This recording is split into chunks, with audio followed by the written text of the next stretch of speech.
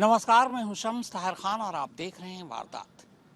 Iran की एक सबसे ताज़ा धमकी ने तेल और गैस को लेकर पहले से डरी दुनिया को और भी ज्यादा डरा दिया है। ईरान ने धमकी दी है कि वो आंसुओं का दरवाजा बंद कर देगा। अगर ईरान सचमुच आंसुओं का दरवाजा बंद कर देता है तो जिस तेल और गैस में पहले से ही आग लगी हुई है वो और भी धुआं धुआं हो जाएगा।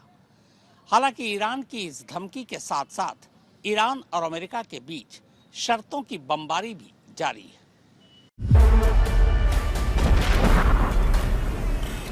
आपके टीवी स्क्रीन पर इस वक्त 3 तस्वीरें हैं। बस ये समझ लीजिए कि आने वाले दिनों में दुनिया में तेल के लिए लोग तरसेंगे या नहीं। ये 3 तस्वीरें ही उसका जवाब दे सकती हैं। पहली तस्वीर से तो आप सभी वाकिफ हैं, क्योंकि बीते 3 हफ्तों से इसी की चर्चा हो रही है। हॉर्मुज़ स्ट्रेट दुनिया के नक्शे पर जमीन के 2 टुकड़ों के बीच ये वही समुद्री रास्ता है जिसे ईरान ने लगभग बंद कर रखा है और जिस रास्ते से होकर ही दुनिया भर में 20% तेल पहुंचता है। यह दूसरी तस्वीर ईरान के उस द्वीप की है जहां से ईरान अपना 90% तेल दुनिया भर के देशों तक पहुंचाता है। यह द्वीप नहीं, ईरान की लाइफलाइन है। नाम है खार्ग आइलैंड। ईरान खुफिया रिपोर्ट के आधार पर यह दावा कर रहा है कि अमेरिका इस खार्ग आइलैंड पर हमले कर सकता है और इस पर कब्जा कर सकता है। और यहीं से तीसरी तस्वीर की कहानी शुरू होती है।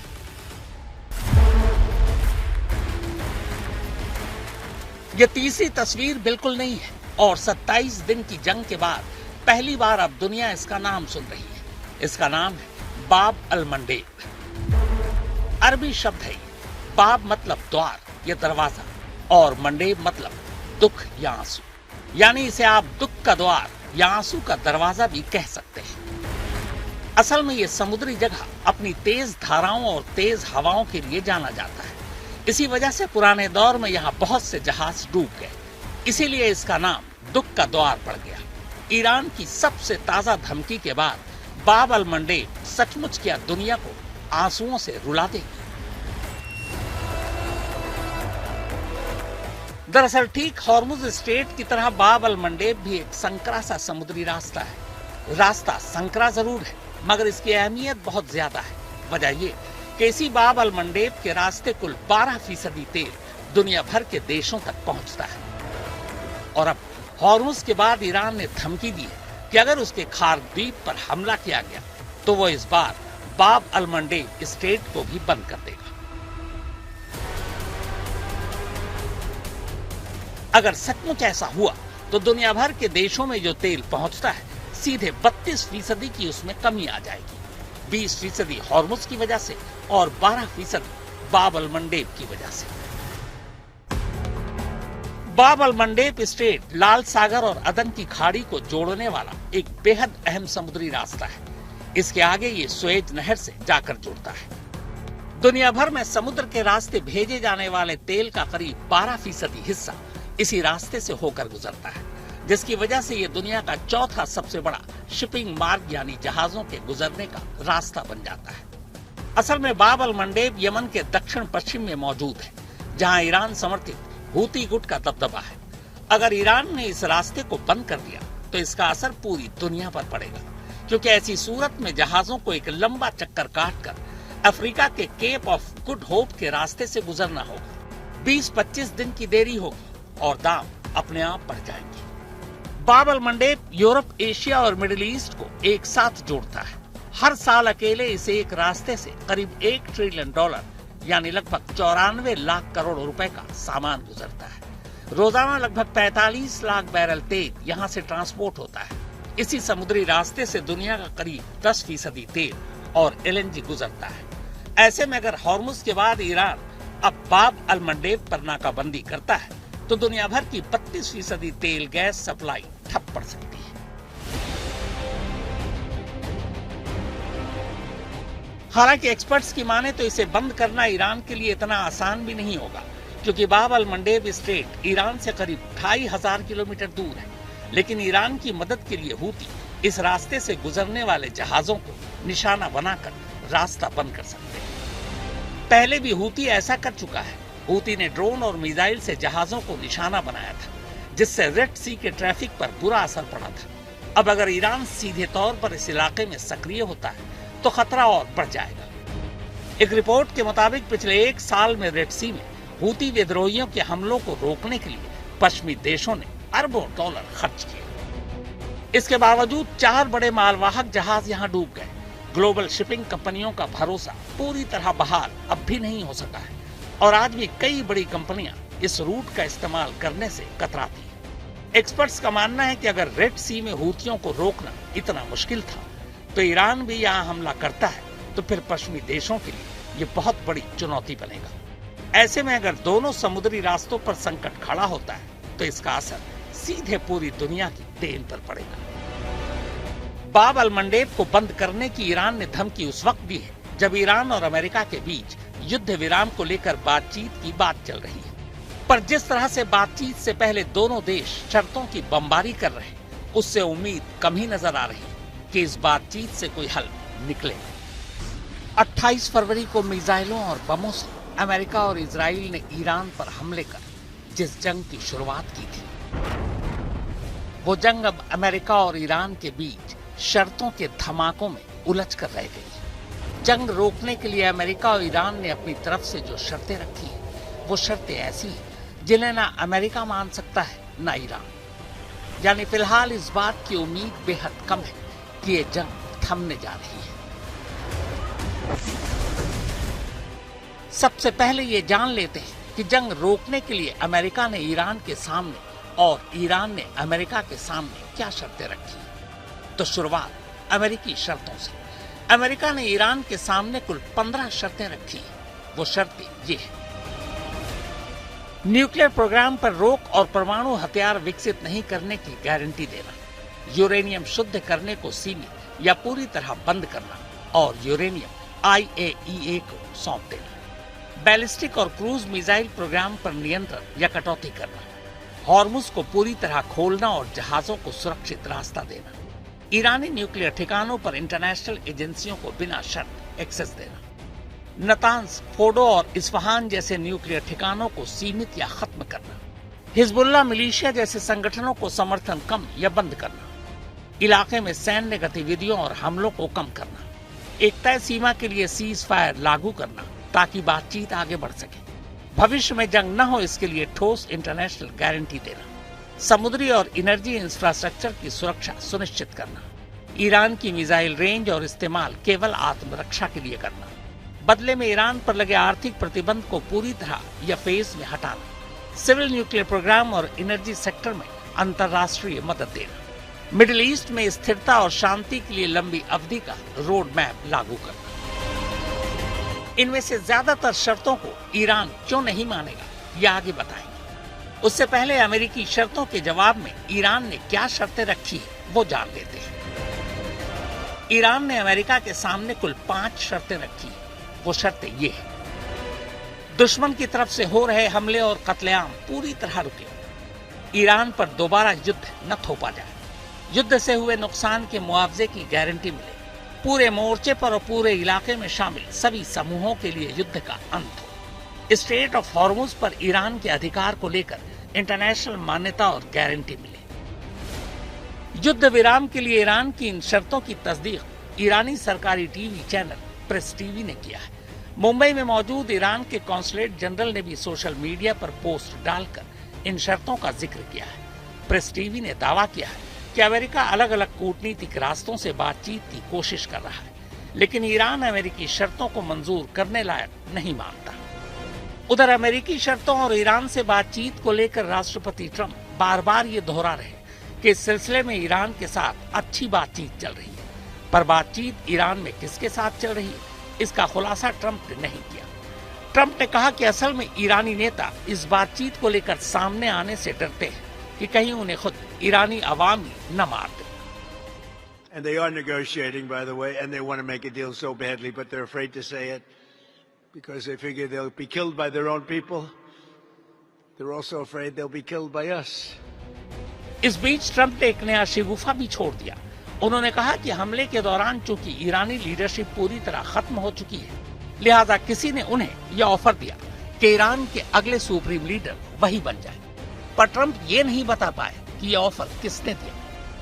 There's never been a head of a country that wanted that job less than being the head of Iran. I don't want it. We listen to some of the things they say. We hear them very clearly. They say, I don't want it. We'd like to make you the next supreme leader. No, thank you. I don't want it. अब बात दोनों तरफ की टेढ़ी शर्तों की, तो शुरुआत ईरानी शर्तों से। ईरान बार बार ये कह रहा है कि युद्ध विराम के लिए उसकी शर्तों में एक शर्त यह है कि जंग में हुए नुकसान की भरपाई हो। हालांकि ईरान ने कहीं अब तक ये नहीं बताया कि उसे कितना मुआवजा मिलना चाहिए, पर कई रिपोर्ट्स में कहा गया है कि ईरान के तेल, गैस, बिजली, न्यूक्लियर ठिकानों और रिहायशी इलाकों को जो निशाना बनाया गया है, उसका मुआवजा 500 अरब डॉलर से भी ज्यादा है। अब सवाल यह है कि इतना भारी भरकम मुआवजा कौन देगा? अमेरिका अकेला देने से तो रहा। ईरान की ये शर्त कि ईरान पर दोबारा हमला न होने की गारंटी देना एक बार को अमेरिका मान भी ले, पर इजराइल नहीं मानेगी, क्योंकि इस पूरे इलाके में इजराइल को हमेशा सबसे ज्यादा खतरा ईरान से ही है। हॉर्मुज पर ईरान के हक को लेकर इंटरनेशनल मान्यता और गारंटी देना भी मुमकिन नहीं, क्योंकि मिडिल ईस्ट के देश जिनका सबसे ज्यादा तेल और गैस इसी रास्ते से जाता है, वो कभी नहीं चाहेंगे कि ईरान इस पर अकेला हक जताए। इसके अलावा इंटरनेशनल मान्यता मिलने के बाद ईरान हॉर्मुज स्ट्रेट पर टोल टैक्स भी लगा सकता है। टैक्स वसूलने से ग्लोबली तेल की कीमत ईरान के कंट्रोल में आ जाएगी। वैसे भी ईरानी संसद हॉर्मुज पर टोल टैक्स लगाने के लिए जल्द ही संसद में बिल लाने की सोच रही है। इसी तरह ईरान की ये शर्त भी कि पूरे क्षेत्र में हर मोर्चे पर सभी गुटों के लिए युद्ध का अंत हो, अमेरिका के लिए मानना मुश्किल है, क्योंकि इजराइल हमास, हिजबुल्लाह या हूती जैसे संगठनों पर हमला न करने की गारंटी नहीं दे सकता।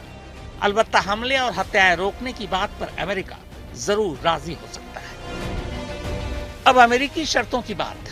अमेरिका ने भी जानबूझकर ऐसी शर्तें रखी हैं जो उसे पता है कि ईरान नहीं मानेगा।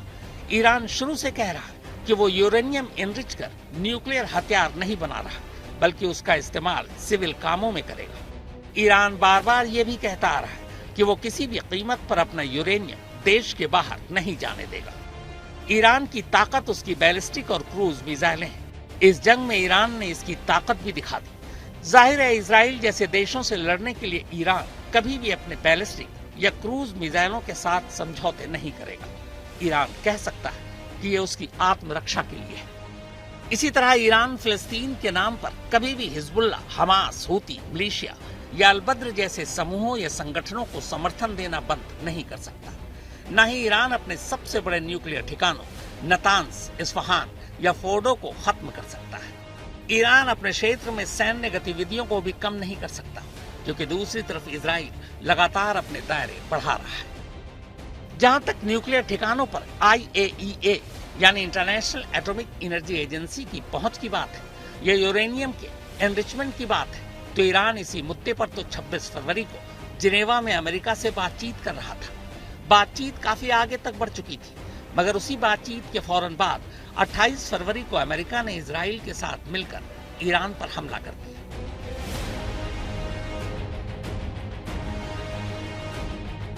ट्रंप कई बार ये कह चुके हैं कि ईरान का यूरेनियम वो अपने कब्जे में ले लेंगे, मगर अब नई शर्तों में कहा गया है कि ईरान अपने uranium international atomic energy agency को सौंप दे। ईरान ये शर्त भी मानने से रहा। अमेरिकी मीडिया से आ रही खबरों के मुताबिक दोनों तरफ की इन्हीं शर्तों के बीच इसी महीने के आखिर में इस्लामाबाद में ईरान अमेरिका के बीच युद्ध विराम को लेकर बातचीत हो सकती है। इससे पहले जो 26 फरवरी को जिनेवा में बातचीत हुई थी, उसमें अमेरिका की तरफ से दूत स्टीव विटकॉफ और ट्रंप के दामाद जेड कुशनर शामिल थे, जबकि ईरान की तरफ से ईरान के विदेश मंत्री अब्बास अराक्ची बातचीत कर रहे थे। अब ईरान ने साफ कहा है कि इस्लामाबाद में अगर बातचीत होती है तो उसमें विटकॉफ या कुशनर शामिल नहीं होंगे। ईरान ने कहा है कि वो अमेरिकी उपराष्ट्रपति जेडी वेंस से बातचीत करना चाहेगा। वेंस के बारे में ये राय है कि वो युद्ध विरोधी है, लेकिन ईरान की तरफ से इस बातचीत में कौन हिस्सा लेगा अब तक साफ नहीं है। आयतुल्लाह खामेनी की मौत के बाद उनके बेटे आयतुल्लाह मुस्तफा बेशक ईरान के नए सुप्रीम लीडर चुने गए, लेकिन 28 फरवरी के बाद से वो अभी तक कभी सामने नहीं आए। उनका सिर्फ एक बयान आया था जिसमें उन्होंने अमेरिका से किसी भी तरह की बातचीत से साफ इनकार करते हुए बदले की बात कही थी। पर ईरानी मीडिया के मुताबिक अमेरिका के साथ बातचीत में ईरानी विदेश मंत्री या राष्ट्रपति हिस्सा ले सकते हैं। हालांकि एक तरफ बातचीत की बात हो रही है तो वहीं दूसरी तरफ बातचीत शुरू होने से पहले ही ईरान के विदेश मंत्री अब्बास अराक्ची का बयान आया कि फिलहाल शांति की कोई उम्मीद नजर नहीं आ रही। उनका कहना है कि अमेरिका की तरफ से दिए जा रहे शांति प्रस्ताव पर उन्हें जरा भी भरोसा नहीं है। अराक्ची ने कहा कि अभी तक अमेरिका से असली बातचीत नहीं हुई है। हालांकि उन्होंने ये भी कहा कि कुछ मित्र देश बीच बचाव की कोशिश कर रहे हैं और मैसेज भेज रहे हैं, लेकिन इसका मतलब ये नहीं कि बातचीत शुरू हो गई है। असल में ईरान का मानना है कि अमेरिका एक तरफ शांति की बात करता है और दूसरी तरफ युद्ध भी जारी रखता है। ईरान का कहना है कि एक तरफ अमेरिका युद्ध विराम की बात कर रहा है और ठीक उसी वक्त खाड़ी के देशों में अतिरिक्त सेना भेज रहा है। अमेरिकी रक्षा विभाग के एक अधिकारी ने खुद ये जानकारी मीडिया को दी है कि अमेरिका मिडिल ईस्ट में 2500 अतिरिक्त सैनिक तैनात करने जा रहा है। इन सैनिकों में 82वीं एयरबोर्न डिवीजन की पहली कॉम्बैट ब्रिगेड के कमांडर और लॉजिस्टिक सपोर्ट यूनिट शामिल है। आज तक ब्यूरो। एक तरफ बातचीत की बात जारी है तो वहीं दूसरी तरफ अमेरिका और ईरान दुनिया को ये बताने में लगे हैं कि किसने किसका कितना नुकसान किया है। अमेरिका का दावा है कि वो ईरान के 9000 से ज्यादा ठिकानों पर हमले कर चुका है। वहीं दूसरी तरफ ईरान का कहना है कि वो अब तक 700 मिसाइलें और 3600 से भी ज्यादा ड्रोन दाग चुका है। बातचीत और शर्तों के बीच अमेरिका और ईरान अब तक की जंग में हमलों और अपनी अपनी कामयाबी के भी दावे कर रहे हैं। व्हाइट हाउस की प्रेस सचिव कैरोलिन लेविट ने कहा है कि अमेरिका ईरान की सैन्य ताकत को लगातार कमजोर कर रहा है। उन्होंने दावा किया कि अब तक ईरान के 9000 से भी ज्यादा ठिकानों पर हमले किए जा चुके हैं। जंग शुरू होने के बाद से ईरान के बैलिस्टिक मिसाइल और ड्रोन हमले करीब 90% तक घट चुके हैं। लेविट के मुताबिक अमेरिकी सेना ने ईरान के 140 से ज्यादा नौसैनिक जहाज भी बर्बाद कर दिए, जिनमें बड़ी तादाद में माइंस बिछाने वाले पोत भी शामिल हैं। कैरोलिन लेविट ने इसे दूसरे विश्व युद्ध के बाद इतने कम वक्त में किसी नौसेना को हुआ सबसे बड़ा नुकसान बताया। उधर दूसरी तरफ ईरानी रिवोल्यूशनरी गार्ड कॉर्प्स ने दावा किया है कि उसने ऑपरेशन ट्रू प्रॉमिस 4 के तहत इजराइल के 70 से ज्यादा ठिकानों पर मिसाइल से हमले किए हैं। इनमें हाइफा, डिमोना और तेल अवीव के आसपास के इलाके शामिल हैं। ईरान का यह भी दावा है कि जंग शुरू होने के बाद से अब तक वो 700 से ज्यादा मिसाइलें और 3600 ड्रोन दाग चुका है। ईरान ने यह भी दावा किया है कि उसकी एयर डिफेंस सिस्टम ने 200 से ज्यादा हमलों को हवा में ही रोक दिया।